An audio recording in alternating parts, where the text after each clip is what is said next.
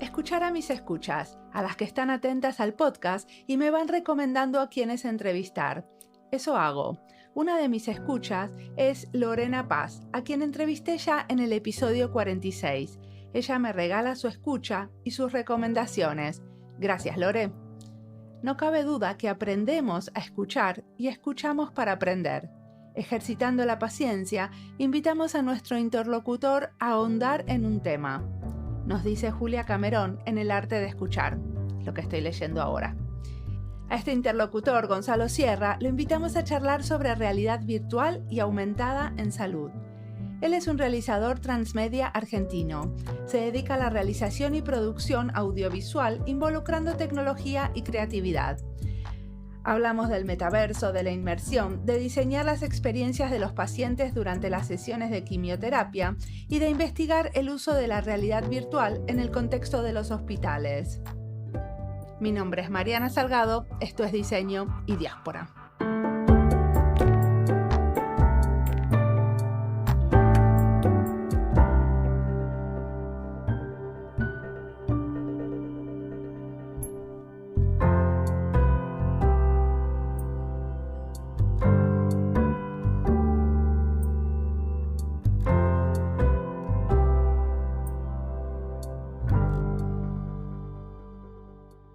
Mi nombre es Gonzalo Sierra, trabajo con realidades extendidas y audiovisual.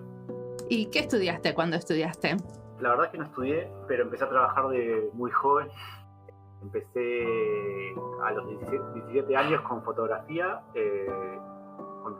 fija, como asistente de un fotógrafo de moda y de rock, muy conocido que de acá de Argentina, que se llama Eduardo Martí, que era el fotógrafo de Spinetta.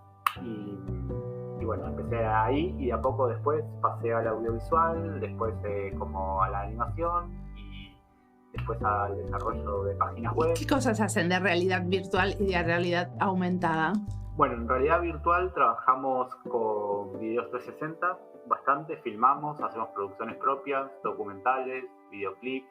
Tenemos un canal que se llama cajarroja.tv, donde subimos nuestras producciones.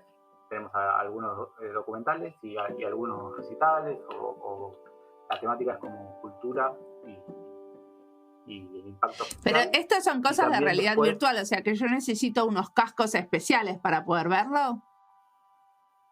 En el video 360 necesitas un casco especial para ver la experiencia completa, digamos como que sería la experiencia máxima, pero también los videos 360 se pueden ver en la web, en YouTube o en Facebook o en un navegador, y se puede con el mouse ir girando o con el celular también ir girando.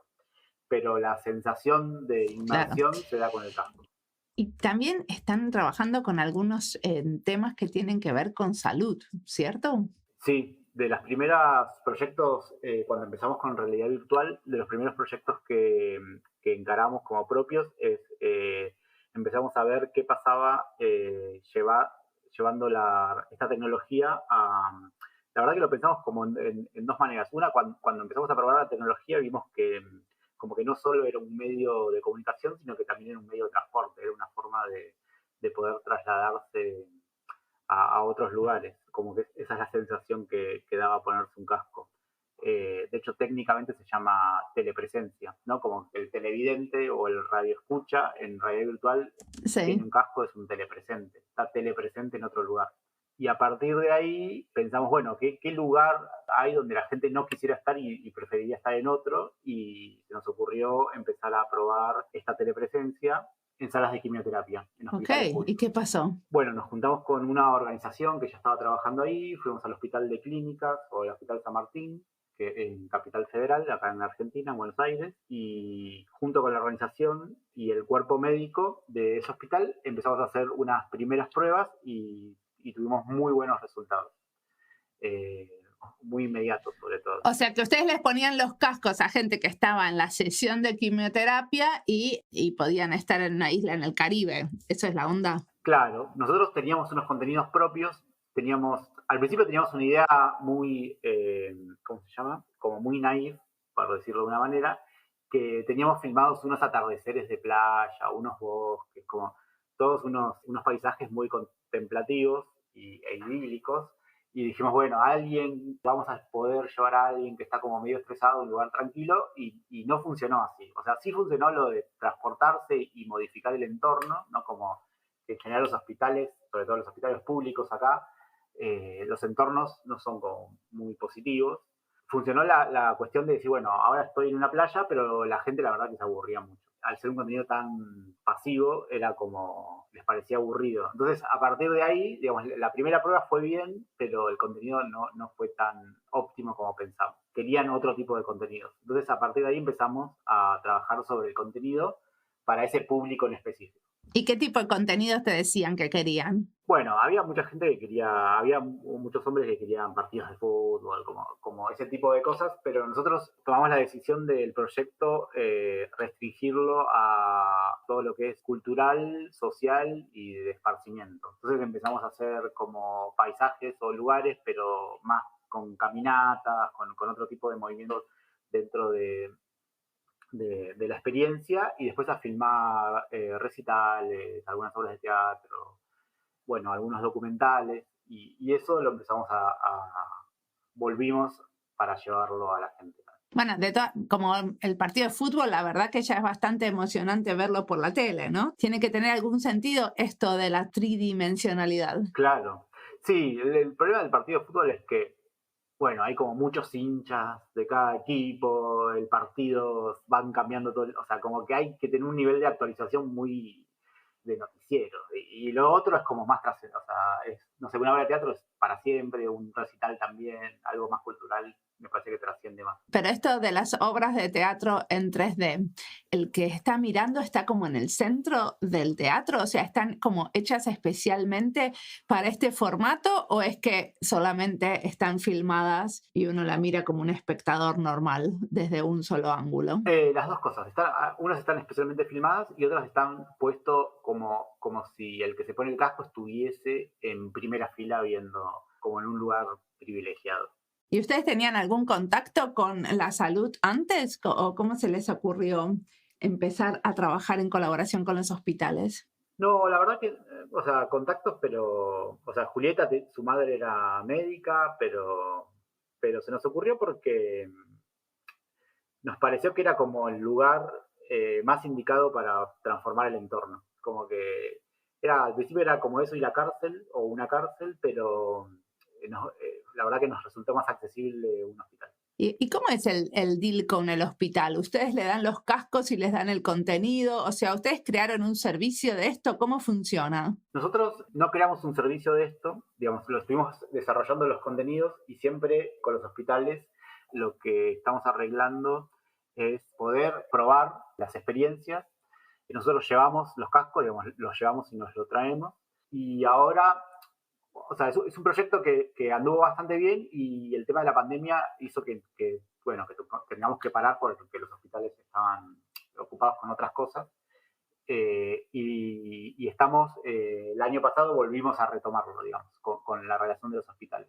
Desde otra manera. O sea, pero solamente están testeando, todavía no está en producción esto, o sea, todavía no hay hospitales que lo puedan ofrecer a sus pacientes como parte de las cosas que se hacen adentro de un hospital. No, todavía no. No, todavía no, porque antes de la pandemia la verdad que era la inversión y por ahí la visión de los hospitales era otra, y después de la pandemia es otra, digamos. En el medio estuvo la digitalización, en el medio apareció el metaverso, en el medio aparecieron como un montón de cosas que de repente el proyecto se volvió más actual y antes era como un futuro distópico, donde que todo el mundo decía, bueno... ¿Me explicás por qué el metaverso lo hace más actual esto? Sí, bueno, el concepto de metaverso, por más que todavía es algo que no existe realmente, es algo que acercó el concepto a la gente, digamos, lo popularizó, y hoy explicar lo que es la realidad virtual, explicar lo que es un metaverso, más o menos es mucho más fácil y mucho más accesible que antes de la pandemia. Y sobre todo el... Bueno, ¿me lo explicás?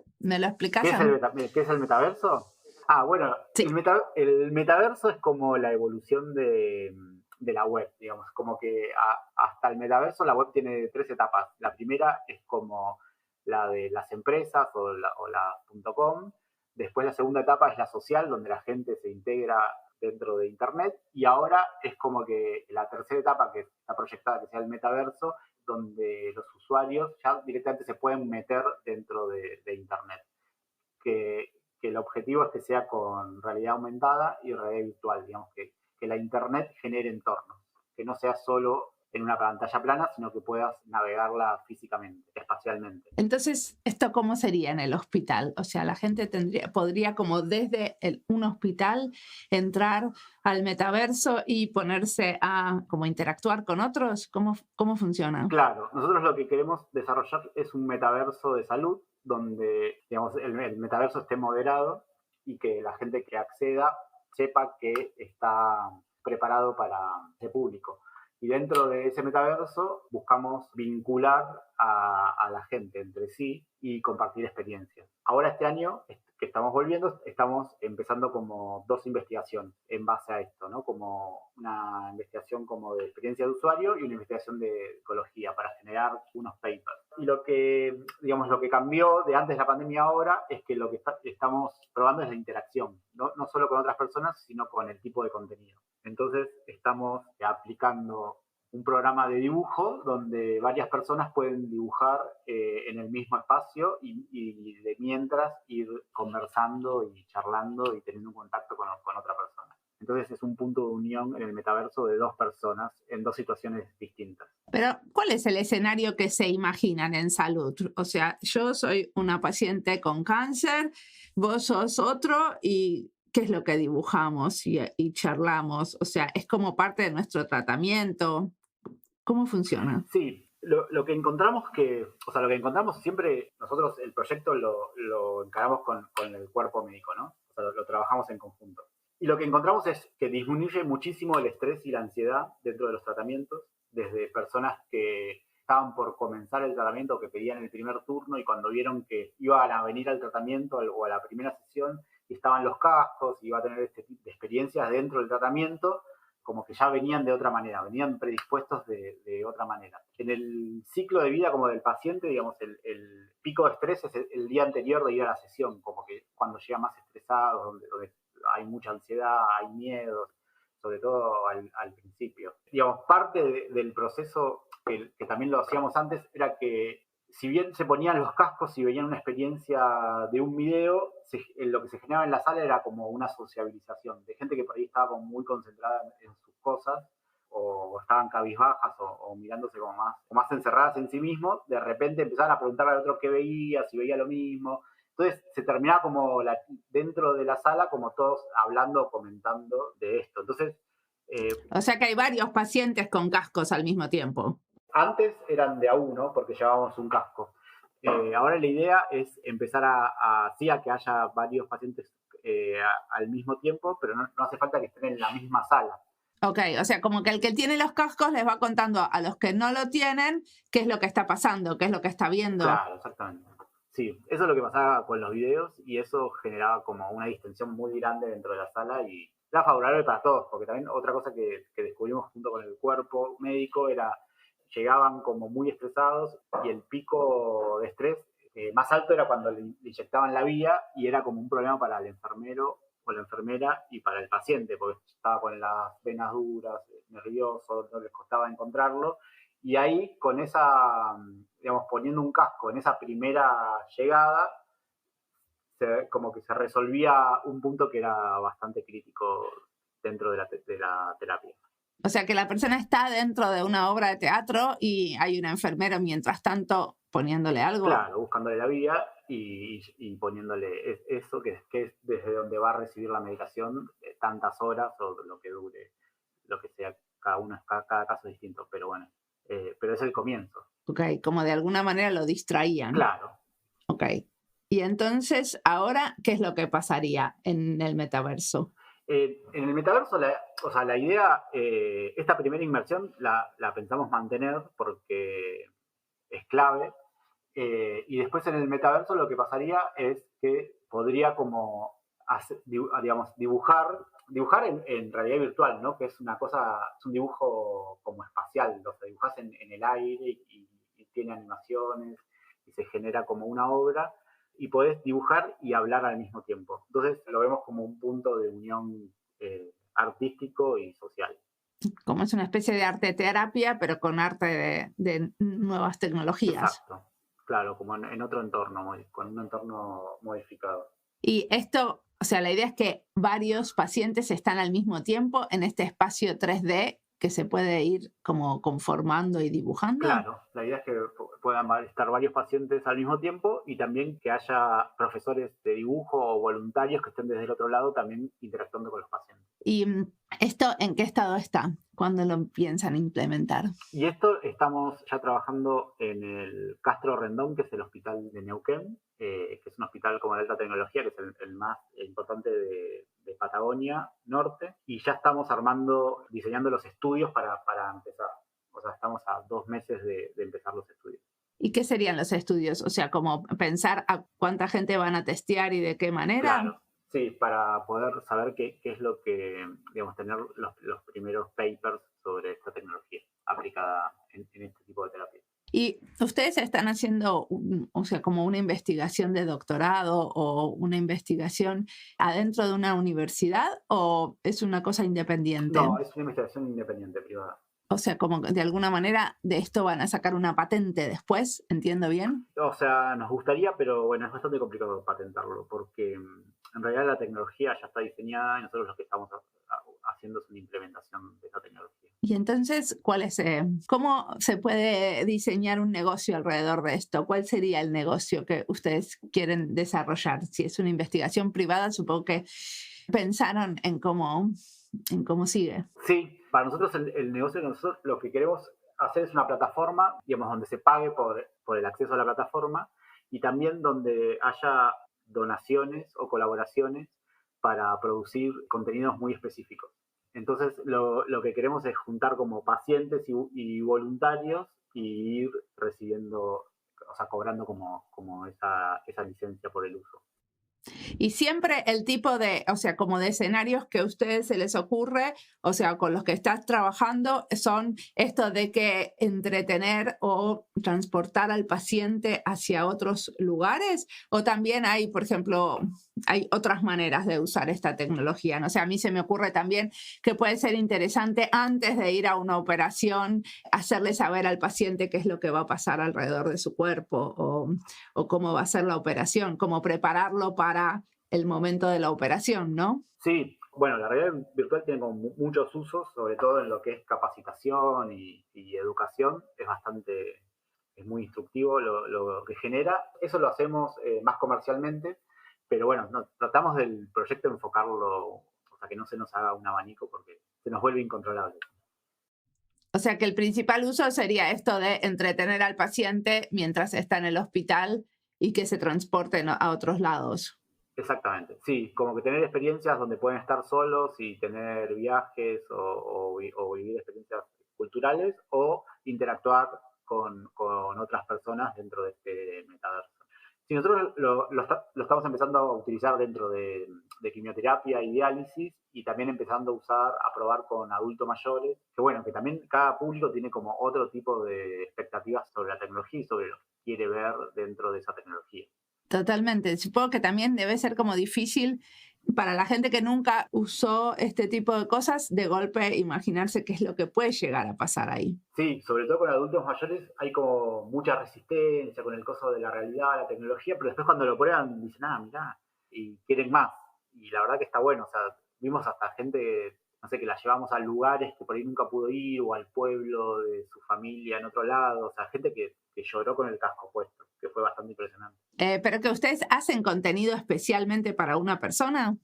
No, todavía no, pero tenemos un proyecto más a futuro ahí dentro de lo que es, sobre todo quimioterapia, por ejemplo, en el Garrahan o en este mismo Castor Rendón, hay mucha migración para los tratamientos. En el Garrahan, que es un hospital de niños de acá de Buenos Aires, hay una casa Garrahan que aloja a la gente que viene especialmente a tratarse ciertas enfermedades. Entonces, tenemos un proyecto de llevarlos como a su casa o a su cuarto o al lugar donde les es más familiar de donde se fueron. Ah, ok, para que como no se sientan de visita. Claro. Perfecto. Claro. Y decime, vos hablas de las expectativas de la gente o de las ganas de ir a diferentes lugares, ¿ustedes qué tipo de actividades hacen para aprender de la gente este tipo de cosas? Bueno, nosotros, para aprender de ellos, de Sí. los usuarios, digamos, nosotros vamos a los hospitales, estamos siempre, o sea, hacemos todo por observación directa. Por eso estamos organizando como una investigación un poco más ordenada para sacar como otro tipo de conclusiones. ¿Y hacen talleres ahí, hacen reuniones, focus group, entrevistas 1 a 1? ¿Qué tipo de actividades? No, o sea, nos juntamos con el cuerpo médico, le mostramos y le explicamos todo y después, antes de ir, vamos a donde están los pacientes y le contamos qué es y después cada uno, digamos, esa voluntad. La idea tampoco es que estén 4 horas en un casco o lo que dure su tratamiento, sino que sean como inmersiones cortas, ¿no? Es más parecido como una pileta en verano, no es como estar todo el día en la pileta, sino como refrescarse un poco, volver a salir. Y después de eso les hacen una entrevista. Claro.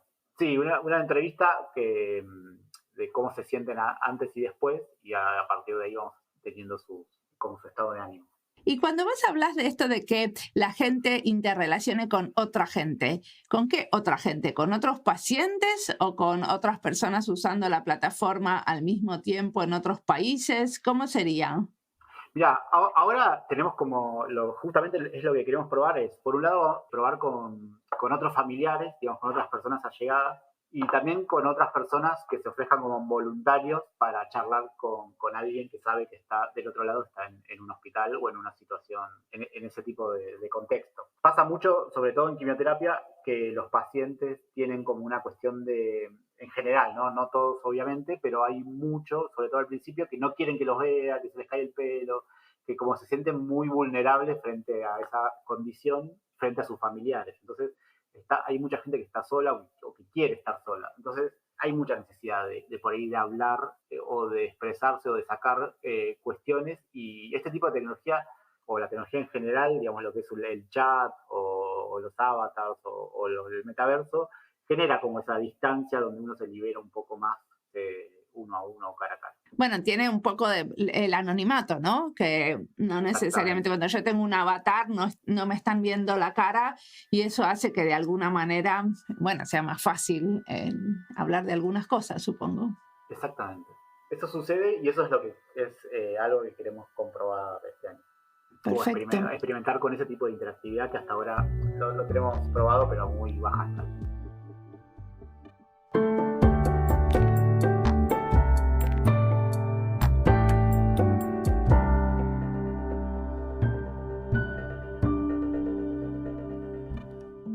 Esta entrevista es parte de las listas Argentina y Diseño, Diseño, UX, Diseño y Salud. Las entrevistas las encuentran en la sección de recomendados de nuestra página web. El tema de la contribución del diseño a la salud me resulta apasionante. Ya escribimos un libro compilando 25 entrevistas donde diferentes diseñadores nos cuentan experiencias y proyectos en el sector salud. Cuando escucho a los diseñadores o diseñadoras, a los realizadores del proyecto, como es el caso de Gonzalo, me quedo con ganas de tener un audio de un paciente o de un familiar contando cómo fue la experiencia desde su visión, o cómo ven los profesionales de la salud, las médicas o las enfermeras, la potencialidad de este proyecto. Escuchar a las otras voces, detenernos y escuchar a más instrumentos que arman esta canción. Acá pueden escuchar un testimonio de un paciente que nos mandó Gonzalo. Me generó de que el paisaje como que estaba dentro del bosque de San Martín de los Andes. Me estaba mirando, hace cuenta que es una realidad. o sea, que uno que está mirando ahí el bosque. Así que bueno, es muy lindo. O sea, todo es bienvenido, o sea, porque lo motiva un poco más a las personas que no estén pensando, qué sé yo, en el momento muchas veces uno piensa de la enfermedad, o sea, en la tranquilidad, pero bueno, hay algunos que se encuentran muy solos, así que bueno, esto me parece muy, muy bueno. Sigamos ahora escuchando a Gonzalo, que tiene mucho para contarnos.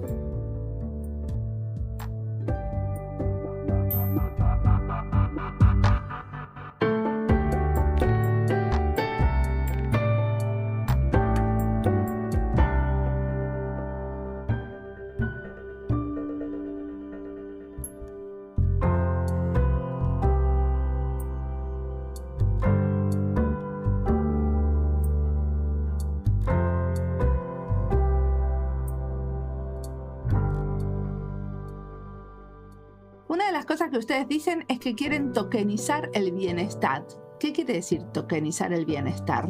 Tokenizar el bienestar lo decimos en el sentido de queremos tener proyectos que se puedan, digamos, que uno pueda colaborar tanto con criptomonedas y que eso pueda ayudar a financiar cierto tipo de proyectos para poder llevarlos a las salas y que esos proyectos puedan ser también testeados dentro de los pacientes. ¿Y por qué con criptomonedas? No, criptomonedas y también plata fiat, digamos, como digamos, las dos vías. Nos interesa lo de las criptomonedas porque tiene una trazabilidad y tiene una oportunidad que nos parece interesante, pero no está orientado solo a que esté basado en blockchain. Pero es una manera también de globalizar un poco la colaboración. Por lo menos o sea, es una manera de juntar financiación para esto. Claro, exactamente. Muy bien. Sí, porque también lo estamos aplicando en Argentina. La verdad que por ahora es un proyecto que es muy local. Y el grupo que está haciendo esto, vos dijiste que había gente haciendo como investigación en usuarias y después que había gente de psicología. ¿Cuántos son? ¿Cómo es? Y por ahora somos 6 personas. Tenemos un psicólogo que nos ayuda desde su especialidad. Después estamos empezando a colaborar con Lorena y Eduardo, que nos ayudan desde la experiencia de usuario. Después tenemos a Julieta, que es mi socia, que es con la que empezamos el proyecto, que ella hace más la parte de producción. Y después tenemos a Eduardo, que es programador. Perfecto. ¿Y todo esto cómo lo financian ahora? Lo financiamos nosotros. O sea, como que están invirtiendo su parte de su tiempo para ver qué es lo que sale. Exactamente. Sí, al inicio ganamos un par de premios y unos incentivos que nos ayudó como a arrancar. Y bueno, y después de la pandemia ya lo estamos encarando más con Julieta, que es mi socia, tenemos una empresa y lo estamos financiando desde nuestra empresa. Perfecto. ¿Y la empresa de ustedes qué hace? Hacemos realidad virtual y videos. Ah, ok, pero con fines comerciales que todo esto de salud que estamos charlando. Exactamente. Perfecto. Decime una cosa, y para inspirarte, ¿qué tipo de cosas estás leyendo alrededor de todo esto que nos recomendás mirar? Hay mucha información como dispersa, digamos. Hay un libro y una película muy interesante que se llama Ready Player One, que es sobre realidad virtual y sobre como una idea de futuro de realidad virtual, que es interesante sobre todo porque muestra un poco la relación con la tecnología.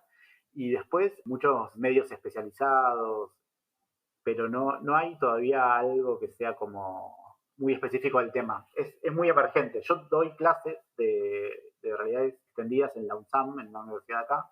Todavía, o sea, doy una materia dentro de una tecnicatura y no existe formalmente este rubro, digamos, no hay, es muy de oficio. Es como una combinación de habilidades híbridas que hoy se usan para acá, pero no está desarrollado específicamente para el tema tan enfocado. Perfecto. ¿Y qué te imaginas en el futuro? ¿O qué te gustaría que pase con todo esto? Me encantaría que todo vuelva a ser analógico. Que la gente agarre un libro y se transporte con una historia en un libro, ¿no? Totalmente. Me encantaría que internet se corte, la luz se acabe y que todos nos volvamos a abrazar y dejar de ver por pantalla. No se puede decir que tu trabajo vaya allá, ¿no? No, la verdad que no, pero estamos preparados para ser analógicos de vuelta. Sí. ¿En qué sentido estás preparado? No, todo sentido. Yo tengo laboratorio blanco y negro, sigo sacando fotos con rollo. No pierdo el contacto con el mundo físico. Trato de no aislarme en lo digital. Muy bien. Bueno, muchísimas gracias por la entrevista. Bueno, muchas gracias a vos.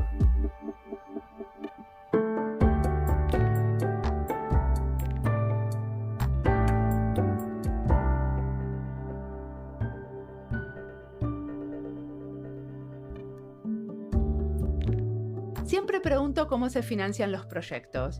A veces me siento una pesada preguntando algo que no todos quieren contestar, como si fuera una vergüenza que un proyecto no tenga financiación. Muchísimos buenos proyectos empiezan sin plata. Muchos proyectos van pasando por diferentes modelos de financiación. Como nos cuenta Gonzalo, este proyecto recibió algo de un par de premios y seguramente se va a ir desarrollando con trabajo voluntario hasta que aparezca más dinero y les permita dedicarse por más tiempo. Muchos de mis amigos investigadores en diseño, que entrevisto acá, usan la financiación como de profesores o investigadores para desarrollar proyectos de diseño. Muchas empresas tienen un laboratorio de investigación y desarrollo para explorar y sembrar este tipo de proyectos que no vienen de un cliente. Hay muchos modelos para concretar nuevos proyectos soñados y siempre me interesa escuchar cómo. Yo hace 4 años hago este podcast y todavía no quise poner demasiado esfuerzo en conseguir financiación sostenible.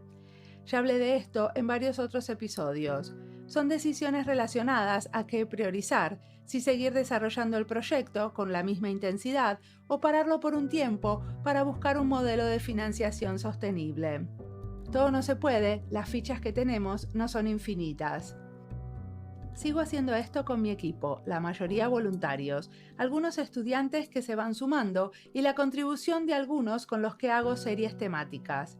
Las series temáticas, codiseñadas con otros, con diseñadores e investigadores que quieren profundizar en un tema a través de entrevistas para un podcast, me dan un dinero para pagar a los diseñadores de sonido. Me gusta pensar series con otros que me propongan temas nuevos que a mí no se me habían ocurrido y que para entenderlos entrevistemos a gente diversa de diferentes regiones. Me interesa explorar un tema a través de una serie de entrevistas. No me interesa hacer series para difundir el trabajo de una escuela privada de diseño ni de una empresa. Así que si tenés un tema que te interesa investigar a través de una serie de entrevistas, me podés conectar y te puedo enseñar cómo pienso una serie, cómo se hace diseño y diáspora y conocer lo que está detrás de las bambalinas. Como siempre, la música del podcast es de Antonio Zimmerman. El diseño de sonido es de Andy Fechi. Este podcast está publicado con licencia creativa común con atribuciones. Esto fue Diseño y Diáspora. Pueden seguirnos en nuestras redes sociales, en YouTube, Instagram, LinkedIn y Twitter, o visitar nuestra página web diseñoydiaspora.org. No olviden recomendarnos, nos escuchamos en la próxima.